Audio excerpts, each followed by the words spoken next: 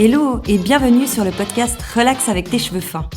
Je suis Mademoiselle Petit Pois, coiffeuse dans mon air truck, un camion coiffure dans lequel je travaille en Suisse romande. Je suis aussi hair coach et j'ai comme mission personnelle d'aider et de guider les femmes aux cheveux fins.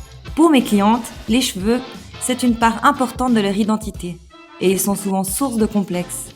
Pourtant, ce n'est pas si dur de s'en occuper si tu sais comment faire. Alors, dans ce podcast, tous les mercredis, je t'explique comment tes cheveux fins fonctionnent, quelles actions vont t'aider à améliorer leur texture, et l'on va aussi se détendre avec des conseils alimentation, méditation et massage. Bref, de quoi te relaxer au quotidien. Bonne écoute!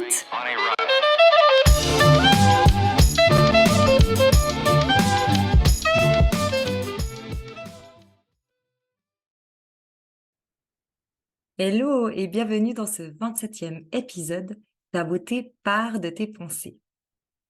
J'ai envie d'aborder ce sujet aujourd'hui puisque hier, j'ai parlé avec une de mes clientes, j'ai dialogué avec elle et en fait, elle me dit, «Waouh Chloé, tu perdu combien?» «Tu perdu, au moins 20 kilos. Et en fait, en réalité, j'en ai perdu 30. Et elle me dit: «Mais comment t'as fait?» Et là, tout de suite, en te parlant, du fait que j'ai perdu 30 kilos, ça me met en insécurité. Juste une petite intermède, ça me met en insécurité parce que directement je me dis: «Waouh, en fait, pourquoi elle nous parle de ça? Elle a juste envie de se montrer, je me sens comme jugée». Bref, l'idée c'est pas de te parler de mon poids, l'idée c'est de parler du cheminement qui s'est passé dans ma tête. 1 kilo, 2 kilos, 6 kilos, 20 kilos, 30 kilos, on s'en fout. L'idée, c'est que, j'ai envie de te transmettre aujourd'hui que tout part de ton intérieur et de tes pensées. De tes pensées, en fait, tes pensées vont créer, ce que tu vas devenir et ce que tu veux devenir.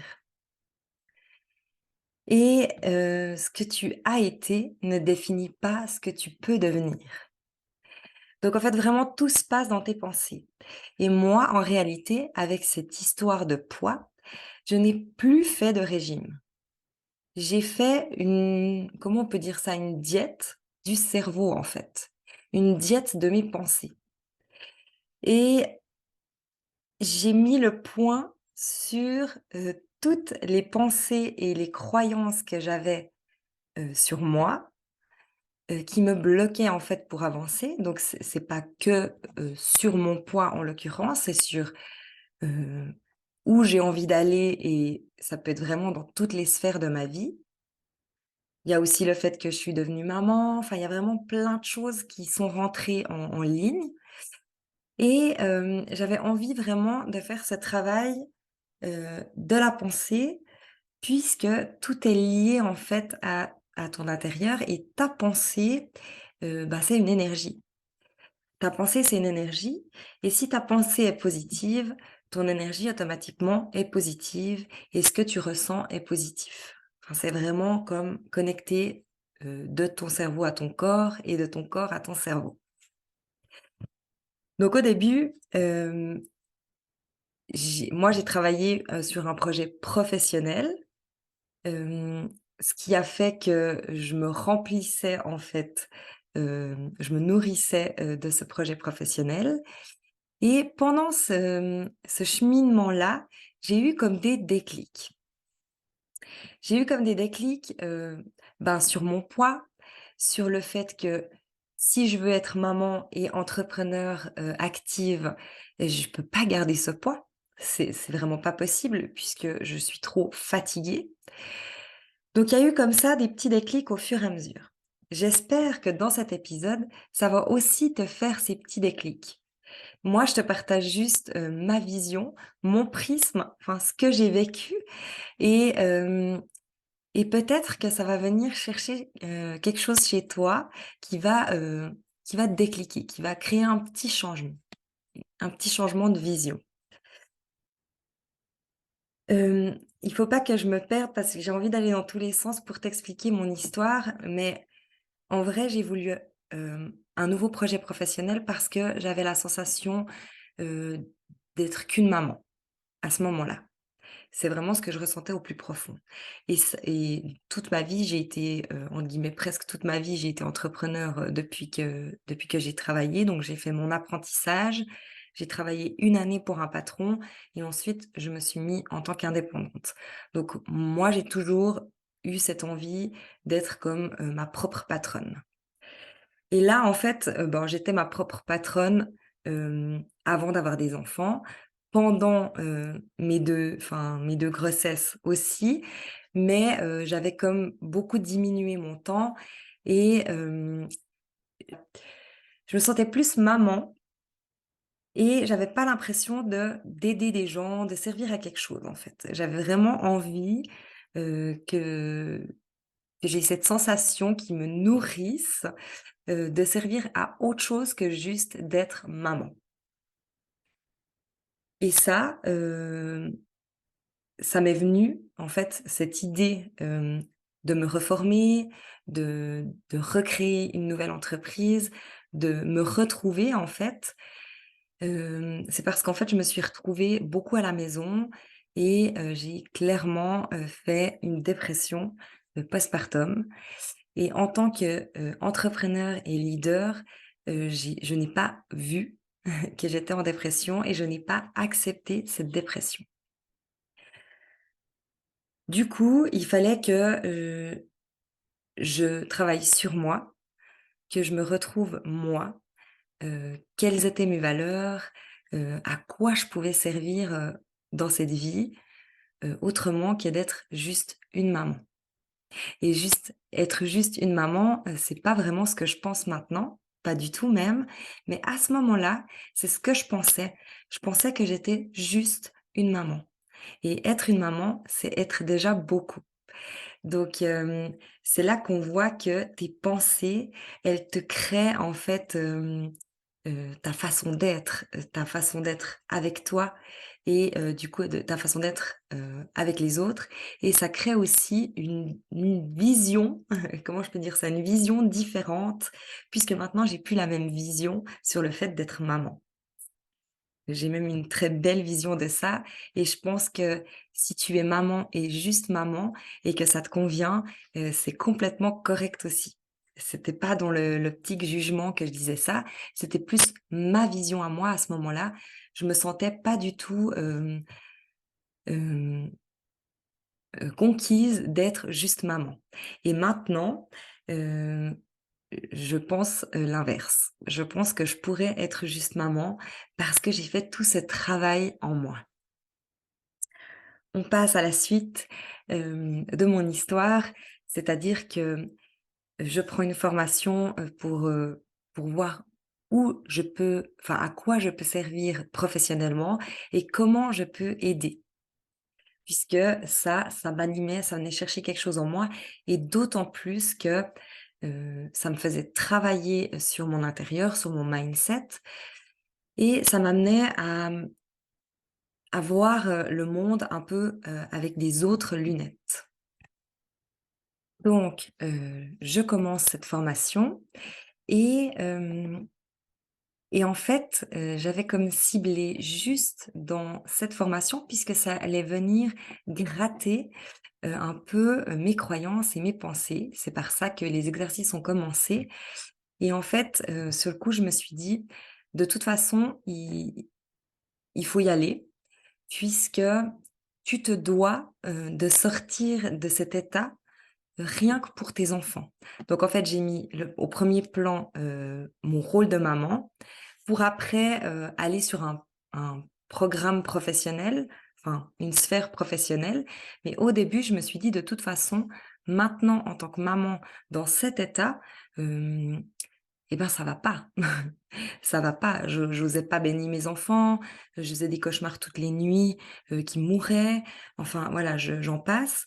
Mais c'était vraiment un moment difficile et moi, il fallait absolument à ce moment-là que je sorte de ça.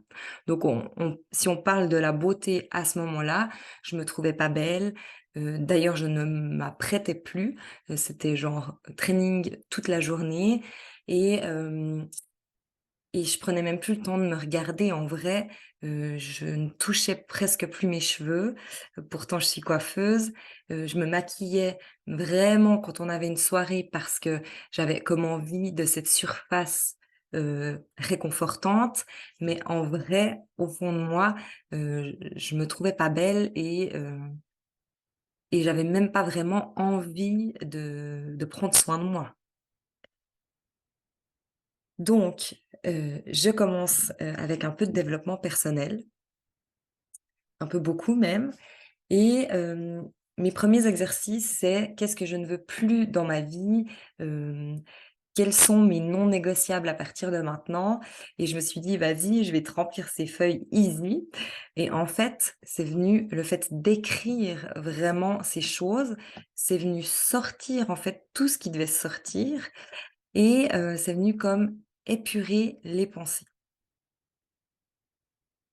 Tout ce travail fait que j'arrive sur, de nouveau mon poids et qu'automatiquement le fait, d'avoir envie, d'avancer, d'avoir enlevé des croyances, vieilles comme le monde, voire de mon enfance, hem, que je n'avais jamais posé les yeux dessus. En vrai, elles étaient là, mais j'en étais pas consciente.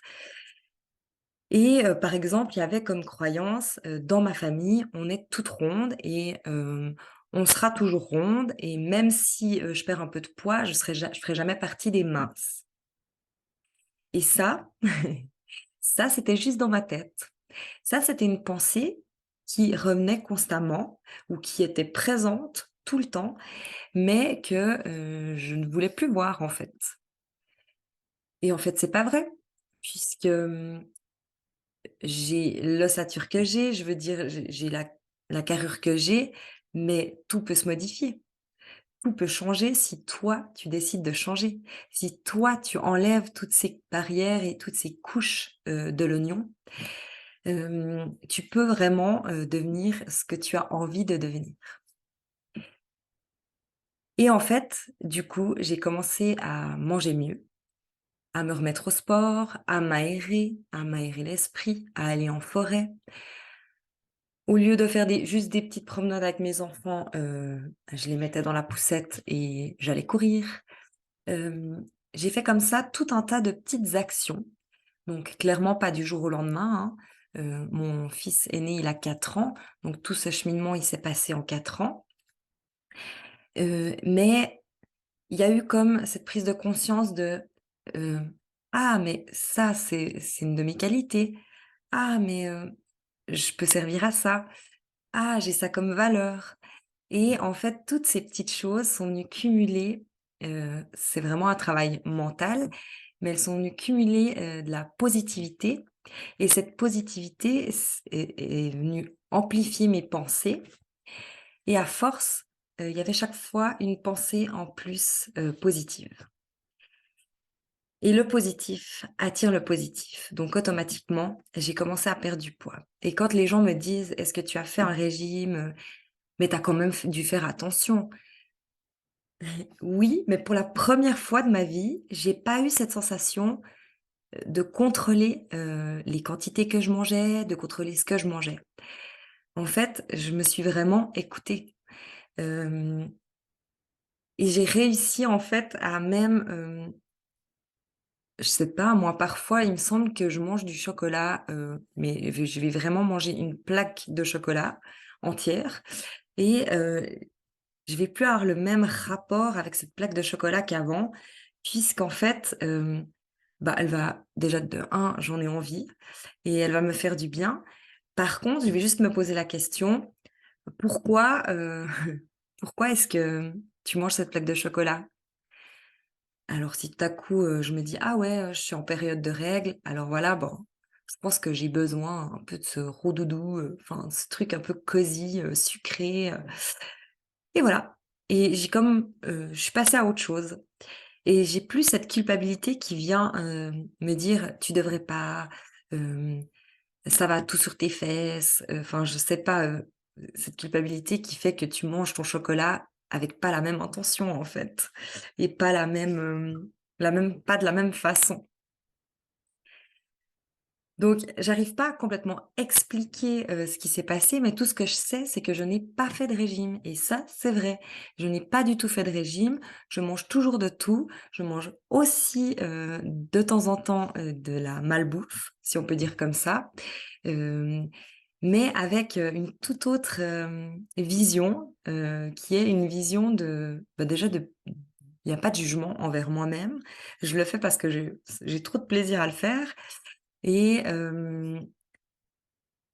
en fait, je pense qu'automatiquement, je le fais moins souvent qu'avant, mais quand je le fais avec, bienveillance. Je pense que c'est ça et vraiment ça change tout. Donc vraiment, que ça soit dans toutes les sphères, là je parle du poids, mais ça soit dans toutes les sphères, viens chercher en fait pourquoi, tu as ce manque de confiance, pourquoi tu te trouves pas belle, pourquoi tu es constamment en train de te juger en fait et dis-toi que ça part de ta pensée et que si chaque jour tu te dis, «J'ai une pensée positive pour moi», que ça peut être dans l'intérieur ou dans l'aspect extérieur, visuel, ta beauté, tes cheveux, tes yeux, tes bras, tes mains, hem, voilà, si chaque jour tu te dis, «Je m'offre un petit commentaire, une petite affirmation positive» et ben, je suis sûre que petit pas par petit pas, ça va te faire, augmenter ton estime de toi. Je dis toujours que tout part de l'intérieur et je le sais puisque moi-même je l'ai vécu, hem, aussi, ben, pour mon poids et pour, ma dépression, pour en sortir en fait. Hem, Tout part de l'intérieur et tout ne se fait pas en 2 secondes. Donc tu peux pas te dire, «Aujourd'hui je me trouve moche, demain je peux me trouver belle». Je pense pas. Je pense pas, mais je pense que demain, tu vas pouvoir te dire: «Qu'est-ce qu'il y a de beau chez moi?» et peut-être que ça sera juste ton regard, mais voilà, tu peux te dire: «Aujourd'hui, je trouve que j'ai des beaux yeux, j'ai un beau regard, donc je le note» et aussi, de nouveau, le fait de le noter, va t'impliquer un peu plus profondément que si juste ça te traverse l'esprit. Donc en fait, je t'encourage vraiment, à travailler sur ta pensée, sur tes pensées, plutôt qu'à, travailler que sur ton extérieur.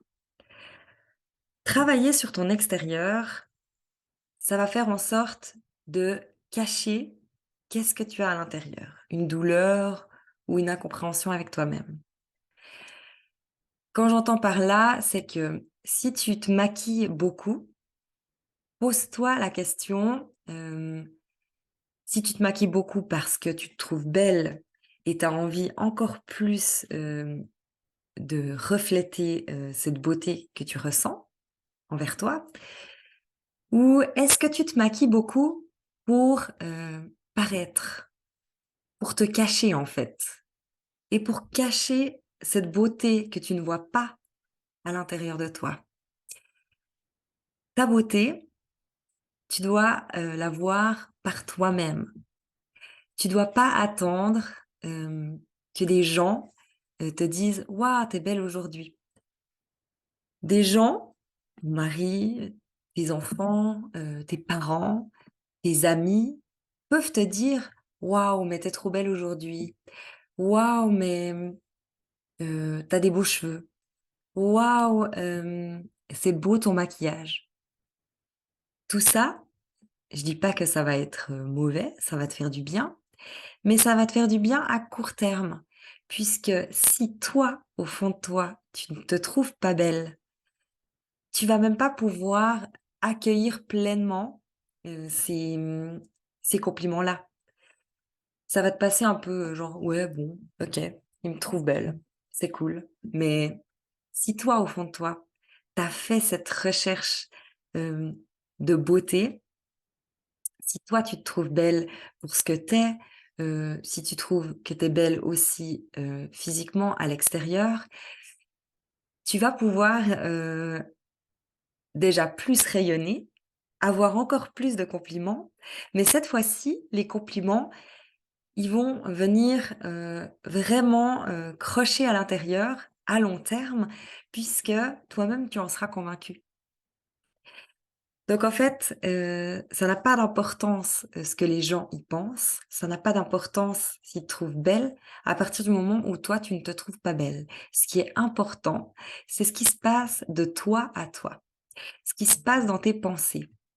Est-ce que tu vas pouvoir, te dire chaque jour une autre chose qui est belle chez toi? Et moi, je me prête à l'exercice ces temps et bah, je me suis fait des petits pois. Des petits pois, que je colle un peu partout, dans mon porte-monnaie, dans mon sac, sur mon steamer, sur ma machine à café, sur mon miroir et en fait, je note des affirmations de moi et et parfois ça me fait rire. Des jours, ça me fait rire parce que je pense qu'il y a une partie de moi qui n'est pas convaincue et par moments, je suis complètement d'accord avec ce poids et j'ai presque envie de lui mettre un vu, quoi. Donc en fait, c'est un joli exercice que tu pourrais faire, c'est, de te mettre des petits billets, un peu par-ci par-là, sur, des choses qui sont pas encore OK.